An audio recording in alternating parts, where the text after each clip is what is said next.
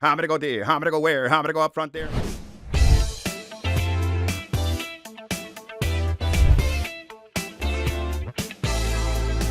Welcome back.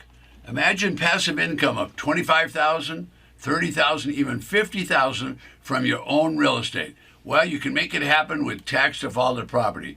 Now, in this episode, I'm going to share with you, and we're going to follow a step-by-step process with defaulted real estate using only small dollars. We're going to grow that to making big money. So we're going to buy at the auction. We're going to buy low. We're going to sell it low. And we're even going to learn a little bit about installment sales. Now, most people don't know how to make passive income with real estate, especially in defaulted real estate. So we're going to go through that, and I'll do it relatively quickly.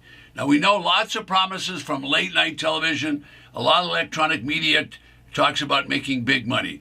I'm not sure all those promises are real, but I'm going to show you a down-to-earth system. So I'm an educator, I'm an investor, I'm an author, but in this episode, I'm going to share with you information that was created with the investor's point of view in mind. So everything I'm talking about is with the investor's point of view in mind.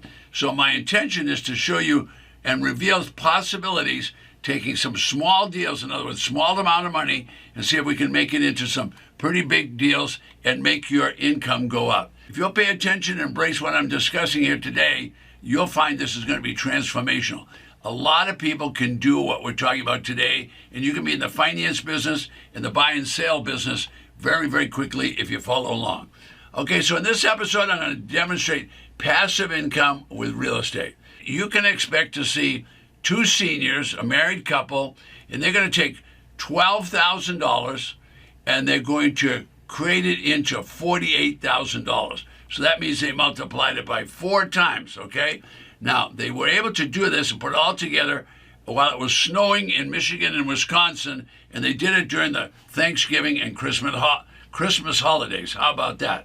So I'm Ted Thomas, and I specialize in the subset of traditional real estate, which is called tax defaulted real estate. Now, most people know that business as traditional real estate, where they have homes, small apartment properties, small offices, maybe even small farms, but basically it's tax defaulted now. So it's traditional real estate where people haven't paid the taxes. All right, so many property owners run into difficulty, and when they do, they don't pay the taxes. So what happens? Well, in all 50 states across the United States, the legislatures have all decided the same thing.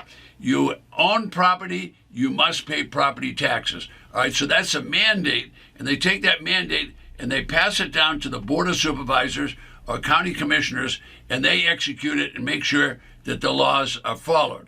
All right, so if you don't pay your property tax or someone doesn't pay, they're going to get a levy from the local treasurer. The treasurer's going to try to collect that levy. It's a property tax levy. If they can't collect it, they're going to confiscate the property, and guess what? They don't want it, so they're going to try to sell it at a very low price. What do I mean by that? They're going to start the pricing at basically the back taxes. So they've confiscated the property. Now they're going to try to sell it at 10 or 20 cents on the dollar. It wouldn't matter if it was a $100,000 value. They're still going to start out very low. Now, will they be able to sell it very low? I don't know. If there's other bidders, the price might come up. But the point is, it'll always go to the highest bidder, okay? And the property will start at very close to the back taxes. The county does not want the property. They do want the tax money so that they can pay the county's bills. The county staff, the firefighters, the school teachers, the police department gets paid from property tax revenue. So the treasurer is going to be adamant about collecting that money. All right, they're going to start at 10 and 20 cents on the dollar. Usually it starts at very close to the delinquent back taxes. All right, now many of these properties are going to be sold with 60, 70, and 80% discounts. All right, it's going to be up to the treasurer where it will start, but it's going to start at very close. In other words, they're going to incentivize everybody to come in and buy this property because they're going to start at very low levels, and people, that's what attracts a lot of people. Now, when they sell the property, they're going to delete, they're going to cancel the mortgage or the deed of trust. They're just going to cancel it. It's going to be wiped out. So when you buy the property, if you can get it for 20 cents on the dollar without a mortgage, so ask yourself this question. If you can buy slightly used and abused property for 10, 20 cents on the dollar, and it had no mortgage on it. And then you could resell it by putting a sign right in front of it, or put it on eBay, that's very inexpensive, put it on Craigslist, inexpensive, put it on the multiple listing service, put it on Zillow, Trulia, you're getting the idea, all electronic sites you could find, including Facebook Marketplace. What if you could buy it for 10 or 20 cents and sell it for 50 or 60 cents? Would that work for you? Well, sure, think about the margin. If you bought it for 20 cents and you sold it for 60 cents, you made 40% on that property. That'd be a pretty good profit. So if that would work for you, I can tell you right now, it'll sure work for the county because they need the money. And what about you? Well, your family would profit. You see those little white circles? That's how many auctions are taking place within that state in the next 90 days. This calendar updates every single day. I'm here today to show you how to make money.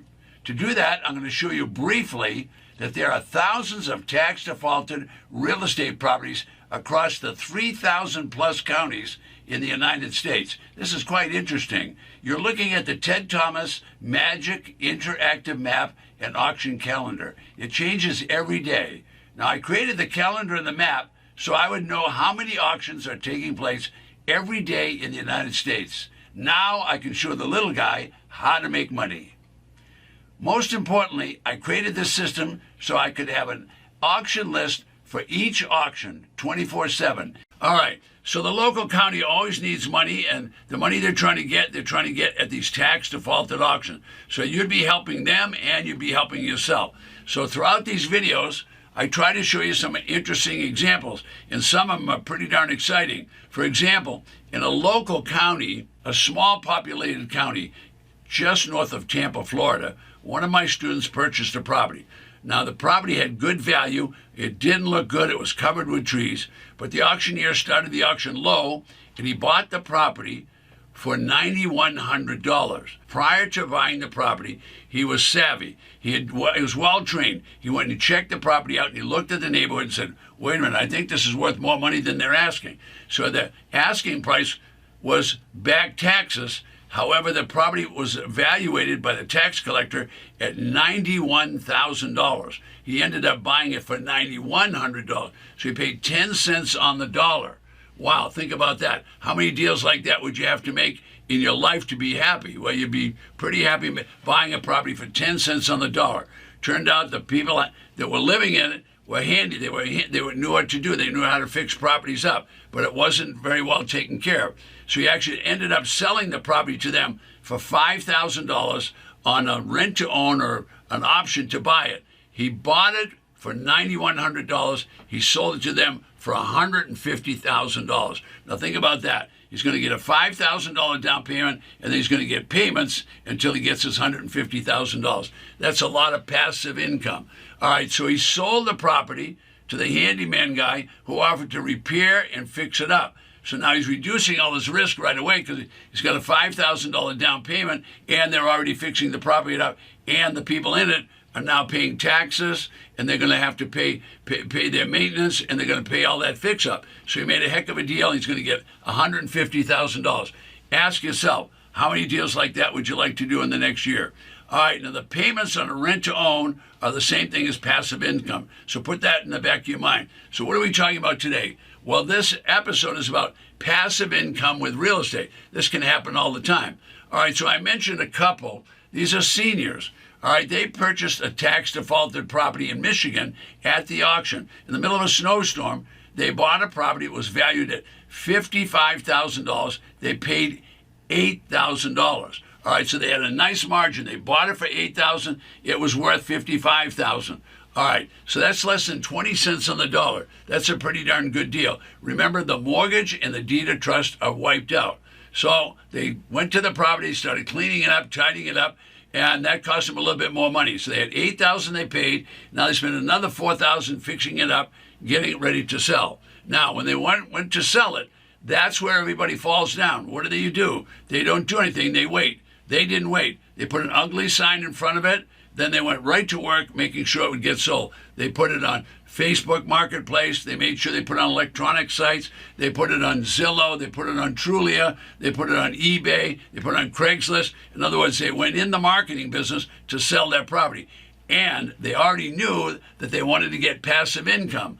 All right, so the big blunder most people make is they don't do anything about marketing, but these people did that. Right away, they started doing the marketing, all right? So the selling process is really what slows everyone down. It didn't slow them down at all. Why? Because they went right into the business of marketing the property. Now, as I said, they were willing to accept an installment sale. In other words, they're willing to accept payments. Well, as soon as you're willing to accept payments, you get about another 25% of the market. All the people that have been divorced or had bankruptcy, their FICO scores are destroyed.